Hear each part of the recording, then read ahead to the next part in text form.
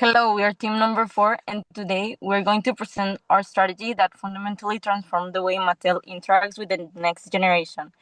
We want you to imagine a world where a simple morning routine like eating breakfast becomes the key to unlocking a new adventure. What if the most powerful marketing channel for Generation Alpha wasn't a TV screen, but sitting right on their kitchen table? This is our proposal for Polly Pocket, the digital breakfast portal.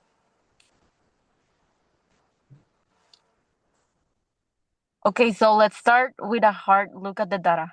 Mattel is an industry titan, but we face a volatile reality in our target region. Looking at our traffic light analysis, we see green lights in Latin America, which is currently Mattel's second strongest revenue generator globally, bringing in substantial revenue in 2024. However, the yellow light is Mexico. The chart Mattel performance versus Mexican markets shows significant volatility. Our year-over-year performance often lags behind the general toy market growth. But the real problem is the red thread, the competition for a child's time. We aren't just fighting Hasbro, we are fighting screens to stabilize our market share. We need a high frequency touch point that traditionally toys simply cannot offer. Okay, so who captures this value? Meet Sofia Garza, our 9-year-old digital stylist. Sofia is part of the Generation Alpha cohort. Our research confirms that 5 to 10 age group leads the global toy market with a dominant 42.7 share. This is the volume driver, but Sofia has changed. She watches unboxing videos on YouTube Kids and lives inside Roblox. The crucial insight we found was that 64% of this generation expects their toys to connect to the internet. If a toy is offline to them, it feels incomplete. Sofia doesn't just want a doll, she wants social currency. So she wants to customize her digital avatar and have a physical charm to show off at school.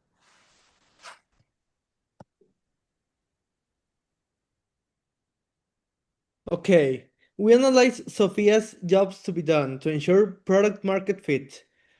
Functionally, she needs portability, a toy she can take anywhere without losing pieces. Socially, she needs to be on trend with her peers. But we address the parents, and critically, we saw that our interviews revealed a major pain point. Parents fear wasting more than 500 pesos on toys that are abandoned after 10 minutes.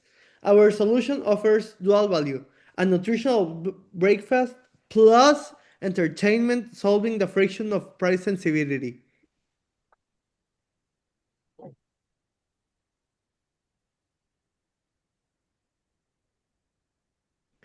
To execute this, we are leveraging four key emerging technologies.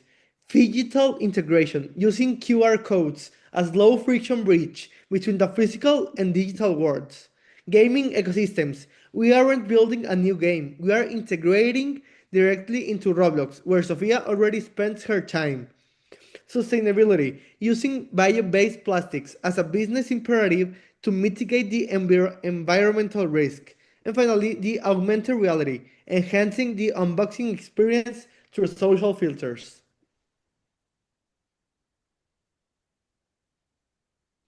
Then, this brings us to the core concept, Polly Pocket crossover with Lucky Charms. We are proposing a limited edition cereal box, but inside is not a cheap throwaway toy. It contains a blind bag wearable mini doll designed with a robust clip and a unique QR code per product. This transforms a standard grocery item into an interactive digital gateway. You eat the cereal, you get the toy. You scan the code, and you unlock the new content. Okay. So why would this will win? Let's look at the competitive landscape. Firstly, we have LOL Surprise that offers a collectible toy, but it's purely physical and expensive. Their price averages go from $10 to $25, and parents don't usually spend that money commonly on those type of toys. We have Roblox mystery boxes that offer digital assets, but they lack of physical tangibility. Kids will not have access to the toy in person, and we have our product, Polly Pocket Cereal. It dominates the middle ground. We offer dual value. We offer food and a toy for a lower price point, $7.5. Also, this disrupts the market by breaking the barrier between snack time and playtime, giving us a unique advantage in the mass market. And what also is our sustainability strategy? We're achieving this growth responsibly. Our strategy is built on circular economy principles. Details will be manufactured using ISCC certified circular plastics, which provide the same quality but reduce carbon emissions by up to 70%. And we socially consider that by pricing this at 149 pesos, Mexican divis, we democratize access to the brand, ensuring equity in play for the middle income families who cannot afford premium places. Also, visually, we have that this is how to into it fits into Sophia's life. We're seeing her with the dolls on her backpack. She can scan the dolls for Roblox. So firstly, this represents a wearable social signal that drives viral curiosity at school. And also on the right, you see the phone interaction, which it's seamless. It has their digital twin experience, and the physical doll she wears in this is the same skin she uses in Roblox. So this generates a lifestyle for the kids that are going to acquire this kind of toys.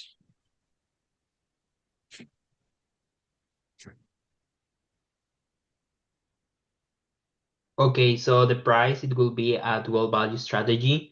We'll try to sustain the objective of the price strategy is to have a 60% gross margin while positioning as a high value smart boy for the family. And the price point was established in 149 Mexican pesos. That in USD dollars is approximately 700 and a half. And we decided this price by doing a benchmarking with other different cereals that have been promoted as a collaboration.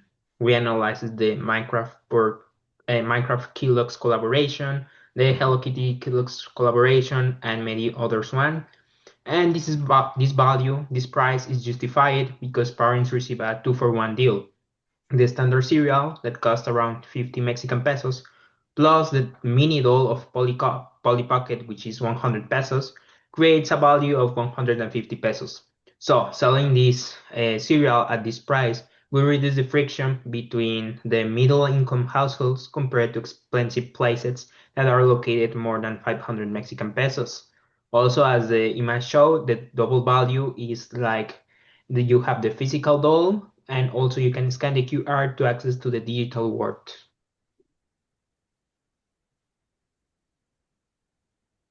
Now, the promotion, the main message we want to transmit is unlock your world. So the objective is to reach 50% brand awareness in Gen Alpha and generate 1 million organic views in the first 6 months. The core message of the promotion will be open your cereal, find your poly, and jump into a whole new digital world. The key tactic we are going to use is the hashtag polyunboxing challenge on TikTok, YouTube Kids, mainly because the kids are told us that they prefer this platform to watch, and we also want to address the influencers that break out this 15-second loop of open the cereal, reveal the surprise that is inside, that in this case will be the doll with the QR code, scan the code as well, and show off the avatar in the gaming platform. The channels, as I said, will be mainly digital, like for example TikTok, Roblox, and mass media. And well, Mattel has the advantage that it already have its own series, its Netflix series, so it can create YouTube ads shorts to promote the serials with their own characters.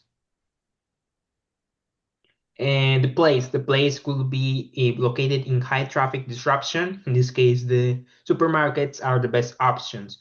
The objective is to secure 90% distribution coverage in the cereals islands of key partners like Walmart, Soriana, Oxxo by the end of the launch. We want to move the toy into high traffic zone areas, and for example, supermarket for impulse volume like Amazon or Mercado Libre for the Kindle collectors who wants to purchase these dolls by nostalgia. And the retail experience is the Polyword portal that can display the QR mechanism to patterns.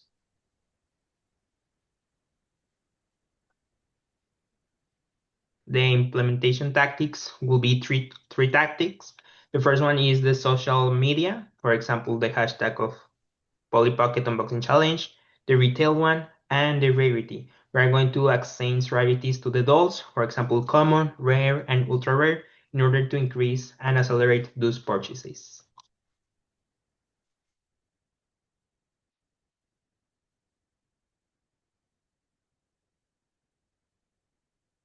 So this is the financial scenarios that we made for Polly Pocket.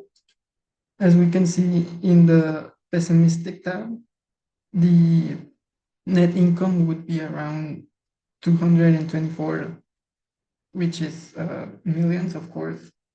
But we can see that the difference between the pessimistic and the optimistic is around 400, which is a lot. We are using this difference to take into account possible risks that we will mention later.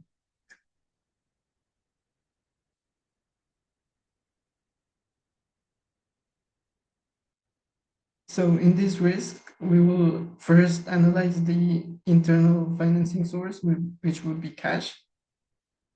Of course, the investment would be around 1 million USD, which is less than 0.1% of the available liquidity of Mattel. And the strategic fit would allow by using the operating cash flows, this will allow the deployment of capital without administrative or extra costs by borrowing. It will have zero leverage risks because it's founding internally.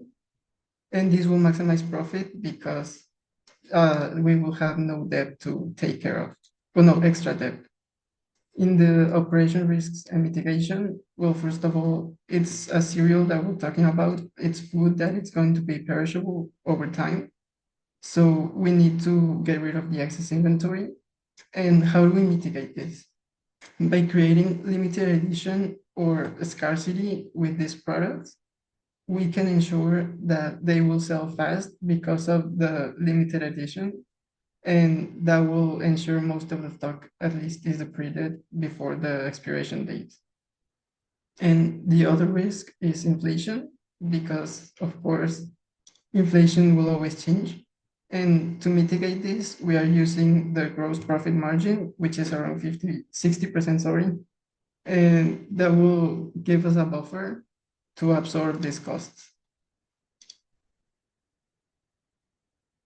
So of course, we recommend using internal financing sources for this 1.3 million projection, because they have the cash to do it, and it will be silly to use other types of sources when you have the resources to do this. So this strategy transforms a low barrier purchase like the cereal into a high engagement digital gateway, ensuring Mattel's relevance with Gen Alpha for the next decade. Thank you.